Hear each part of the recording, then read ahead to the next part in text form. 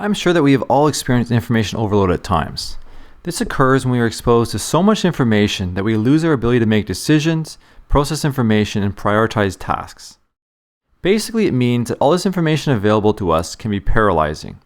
It creates what American psychologist Barry Schwartz calls the paradox of choice, where with so much information and freedom of choice, we find it difficult to choose it all. This causes stress, procrastination, and makes us feel less satisfied and confident when we actually make our decisions. This has been a concern in earlier times as well.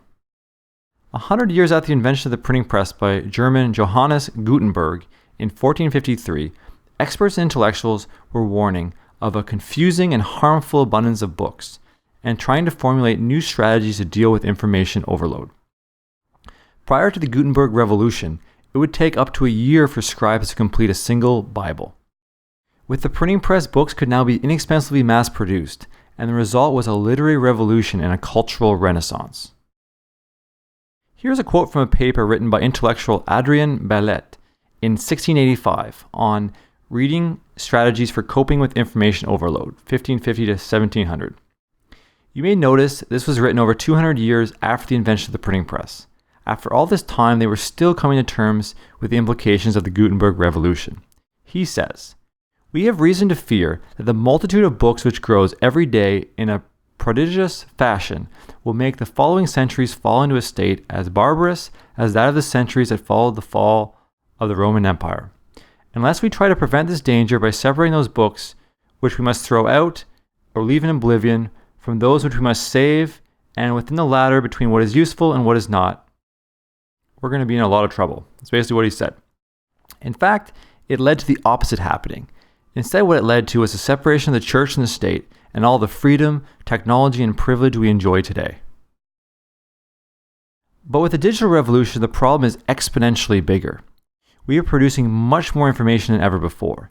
This means that the ability to focus and identify what information is useful and what is not is extremely valuable, indeed essential to function efficiently amid burgeoning information. So Eric Schmidt, the former CEO of Google, recently noted that every day we produce as much content as was produced by all of mankind for 20,000 years before 2003. In fact, today a person is subjected to more new information in a week than the average person saw in their entire life before the Industrial Revolution. The growth in the internet, 24-hour networks, and mobile phones means that we now receive 5 times as much information every day as we did in the mid-1980s.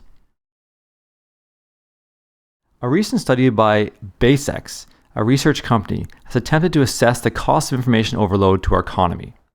They found that, according to our latest research, information overload costs the U.S. economy a minimum of $900 billion per year in lowered employee productivity and reduced innovation.